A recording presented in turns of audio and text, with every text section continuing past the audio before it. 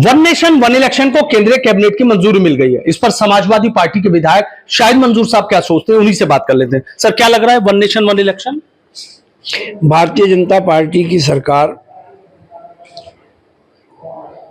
2014 में आई थी और 2014 से सरकार आने के बाद आज तक इस सरकार ने कमोबेश 20 प्रैक्टिकल जो है वो नेशनल लेवल पर किए हैं।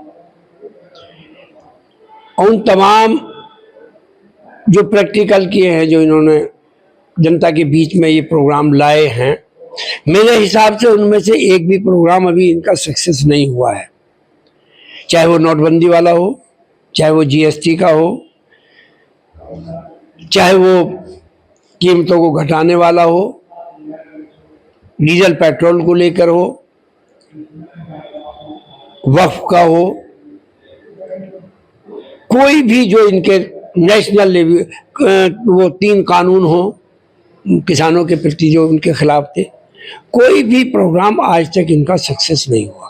और कारण ये है कि हिंदुस्तान की जनता अपने हितों की रक्षा करना जानती है। किसान जानते हैं कि उन 3 बिलों का क्या नुकसान होने वाला था।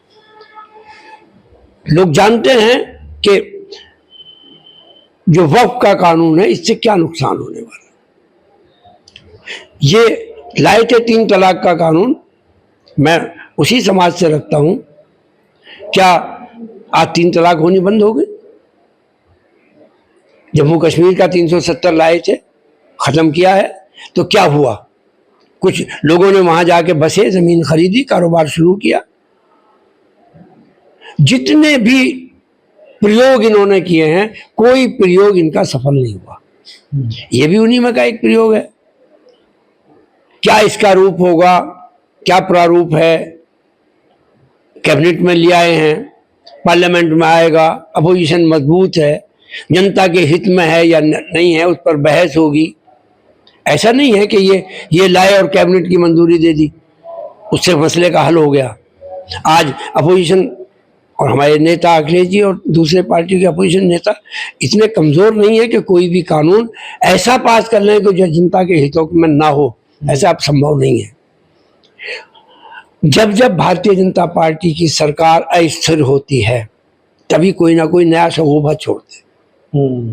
अब चर्चा चल रही है नीतीश बाबू की, चंद्रशेखर जी की, चंद्रशेखर आजाद की, या वही आपका नाम चंद्रबाबू नायडू और नीतीश कुमार की, ये चर्चा चल रही है। तो दूसरी चर्चा इन्होंने शुरू कर दी। जो असली मुद्दा है कि इनकी सरकार अस्थिर है, उस अस्थिरता को दूर करने के लिए नया पॉइंट लिया है। अब इस पे बहस करो। ये बहस नहीं कि नीतीश बाबू छोड़ के भाग जाएंगे या चंद्रबाबू छोड़ देंगे। ये तो उसी को बदलने का एक तरीका है। खाता बही वाली बात कर रहे थे आप क्या? अब तक तो ऐसा होता था, ऐसा हो रहा था, ऐसा लगता था कि भारतीय जनता पार्टी की सरकार में जैसे ऐसा होता है, कहावत है कि खाता ना बही, मोदी जी जो कह दे वो सही।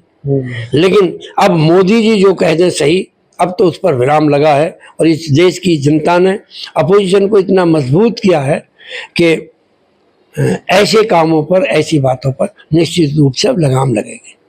अच्छा, एक चर्चा और चल रही है कि असदुद्दीन ओवैसी और चंद्रशेखर आजाद दोनों के बीच गठबंधन पर लगभग बात बन गई है, औपचारिक घोषणा होना बाकी है। क्या लग रहा है, कितना ये आप लोगों के लिए मुश्किल खड़ी कर सकता है? हिंदुस्तान में आज की तारीख में पूरे, मैं यूपी की बात नहीं कर रहा, एक स्टेट की बात नहीं कर रहा, पूरे देश की मैं बात कर रहा हूँ। पूरे देश में Bharatiya Janata party against opposition, जिस प्रदेश में जो है, उत्तर प्रदेश में हम हैं, बिहार में दूसरे दल हैं, वेस्ट बंगाल में और हैं, दिल्ली में और हैं, पंजाब में और हैं।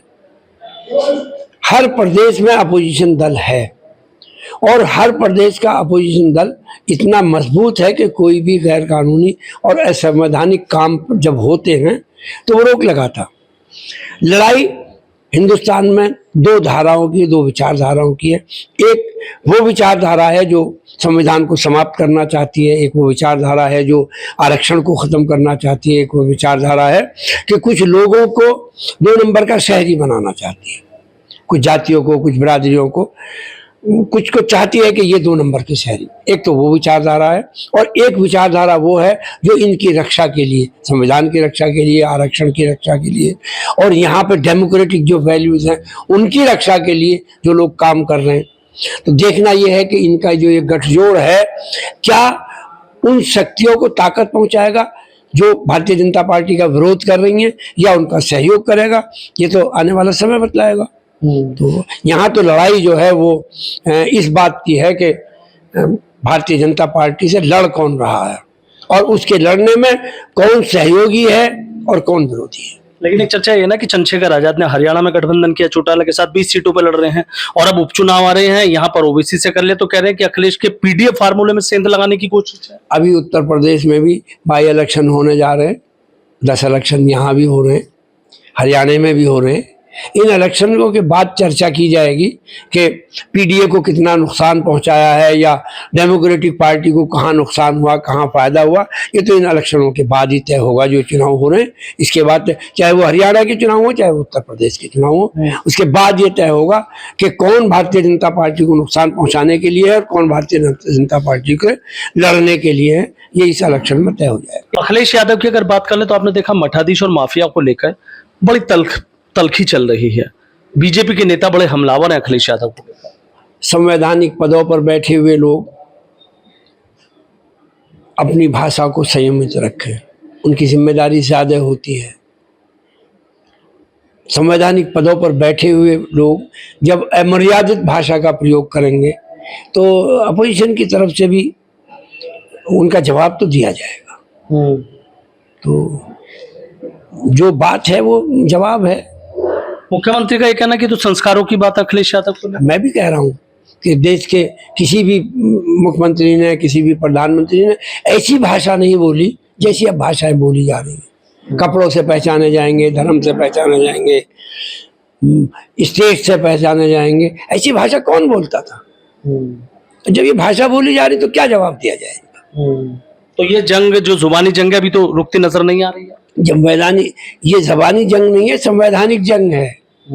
अभी सेमीफाइनल में उत्तर प्रदेश में हम लोगों कामयाबी के साथ जो है अपोजिशन मजबूत हुआ है। अब 2027 का इलेक्शन है, आने दो, बाकी कसर उसमें पूरी हो जाएगी। और जो 10 सीटों पर होने जा रहा है उपचुनाव, 10 सीटों पर इलेक्शन होता है, उस पर मजबूती के साथ लड़ेंगे, हम जीतेंगे।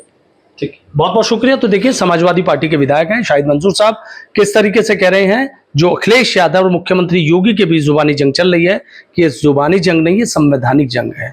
और चंद्रशेखर आजाद और ओवैसी के गठबंधन होने की जो चर्चा चल रही है कभी भी मोहर लग सकती है, उस पर कह रहे हैं कि अभी हरियाणा का चुनाव के नतीजे आ जाने दीजिए, उसके बाद तय करेंगे कि कौन कितने पानी में है। For exclusive and insightful videos, subscribe to our new channel ABP Live Premium.